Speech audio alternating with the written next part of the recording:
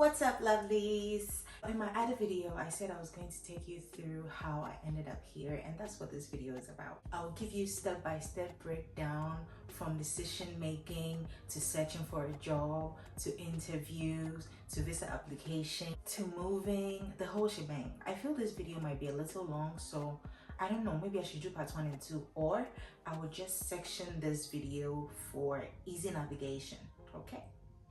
So let's roll.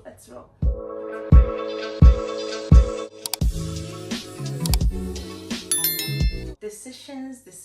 So the initial plan was to go to school, and this was in 2020. I did all the research I needed to do. I applied for the school. I got admissions early this year, but that's another story for another video. Late last year, I got the news that I was going to get scholarship for the school, but the scholarship was not 100%. The school fees is a lot. I looked at so many options, so many funding options, but like I said, that is another story for another video. I had an issue at work and I needed a solution for the issue. I asked a lot of people. I go to LinkedIn. I remembered a friend, so I go to LinkedIn looking for him and realized that he's no longer with us in Ghana. I was like, okay. Before this, I had already had some conversations with my friends about moving to abroad, finding a job abroad, but I wasn't really taking the conversation seriously. I was looking at going to school. That was where my main focus was. When I found my friend on LinkedIn, we had a long chat and he really sold the idea to me because he was already there, he was already experiencing it. I started considering the idea, and more of my friends had already started applying and going for interviews and all of that. So I was like, why not? I started searching for a job abroad. Some of you may already know I'm an auditor, and apparently we are in high demand, guys. I'm not sure what happened there though, if it was because of the Great Resignation or, because of coronavirus. When we went into lockdown, more people figured they can still work from home and gain as much money as they are going to work every day. So they started resigning. I don't know. All I know is they are looking for auditors.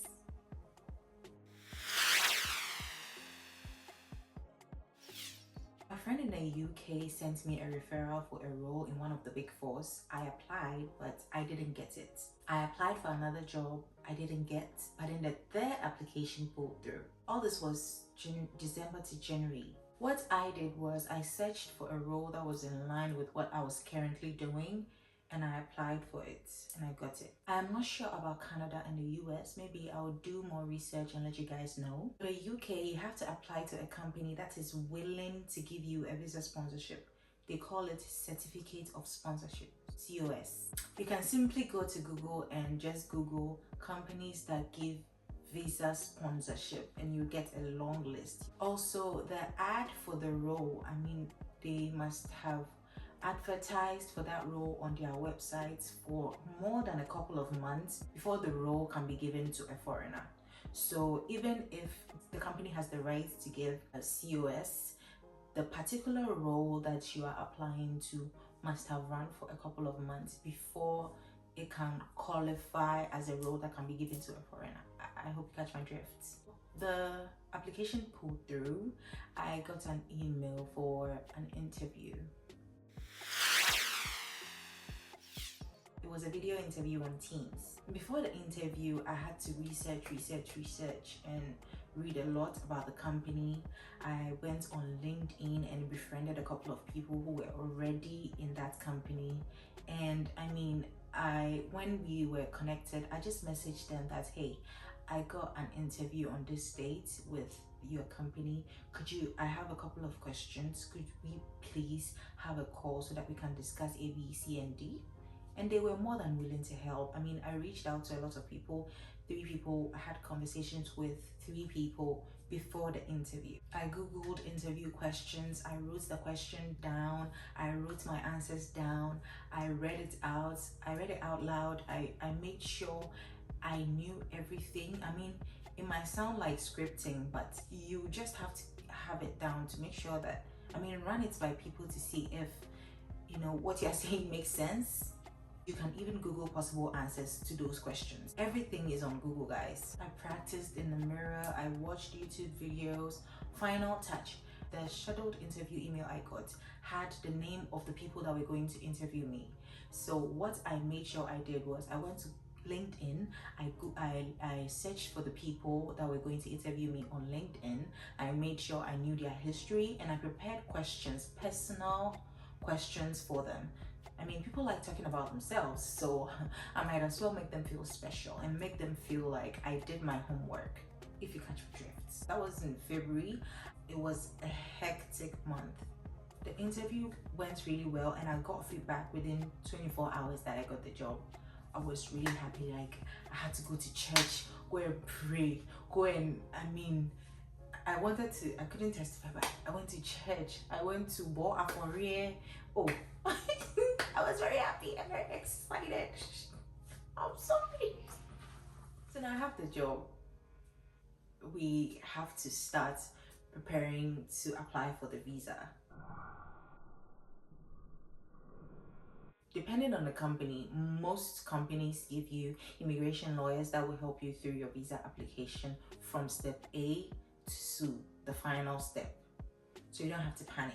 But for me, being as anxious as I am, I had to go on a deep dive into the internet to see what I needed before the lawyers even reached out to me. So the type of visa that I applied for was a skilled worker visa. I would have to make a video on types of visas and the cost and all that, but for now it's skilled visa that I'm going to talk about, because that's what I applied for the work that I got and I was going to do. To be able to apply for the skilled worker visa, you need your certificates of sponsorship, very important, your TB test, your NARIC certificate. So NARIC certificate is basically a certificate from the UK that is saying that the certificate, your Ghanaian or Nigerian or whatever certificate that you have, is equivalent to a UK university degree certificate, basically. But then I believe if you already have a master's degree in the UK, you don't need to apply for the NARIC certificate. To apply for the NARIC certificate, you need your university set and then your English proficiency letter from your university. List all the link down in the description box on where to apply for the NARIC certificate, where to apply for TB tests, and a link to the list of all the companies who have the right to issue a certificate of sponsorship down in the description. When all these documents were ready, the lawyers actually applied on my behalf. If it's a 3-year skilled worker visa, you would have to pay for a health surcharge for the 3 consecutive years, and I believe health surcharge for a year is about 600 and something pounds. I'll leave the link below in the description box. Just go there, you see all the links listed, okay? It will be easy for you to just navigate through the description box. You would have to pay for the visa fee, the fee for the visa. Again, you have to pay for a couple of things. When I do the detailed video about the types of visas and the cost, you would have detailed list. I will leave the link up here or after this video. You see a link to a video about visas, types of visas, the cost, everything, every little detail. I believe if I add it to this video will be super long, and this is just a story of how the whole process was. After we applied, I got the biometric appointment date for the following week. I printed the required documents, which was the same documents that you use to apply. Certificate of sponsorship. You don't need the actual physical, you just have to print it out, because they will give you the certificate. They'll send the certificate of sponsorship to your mail, and they will even give you the number. So you just have to print the certificate of sponsorship out, the first page of your application, the NARIC sets, just a printed version. I went with a colored print print version, but they are saying that it can be colored or it can be black and white. I printed my TB test as well, and then I took it to TLS at Movenpick. What I noticed was that the TLS, there is no chair outside for you to sit on. If they give you 10 o'clock and you go at 6 a.m., you are going to stand till 10 o'clock. So it's best for you to just get there at the time that they gave you, because they do not give options for you to come early and just go in. 10 is 10, 8 is 8, 11 is 11. So I spent about 3 hours there, going from one point to the other. The first point, they will ask you for your TLS appointment receipt. Then you have to give it to the lady. Yes, you have to print out the TLS appointment receipt as well, because they will ask for it. You will give it to the lady, and then from there you will move to another space, another room, where you would have to present all your documents. After presenting your documents, they will sign on something for you. They will give it to you to bring it back when they call you to come back for your visa. From there, you will go to another room where you will take a picture. You will look into the camera. They will ask you to say your name and your date of birth. That is it. There is no interview. Just take a picture, say your name and date of birth. You are on your way. Done. I got there at 8:30. I left there at 11, I think. When you go there at the right time, it will not take you long for you to go in and just have a seat. So after 2 weeks, I got the visa and I had to move.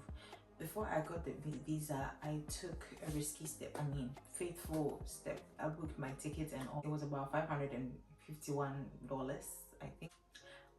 The company will take care of everything, your visa, your flight, basically your moving expenses.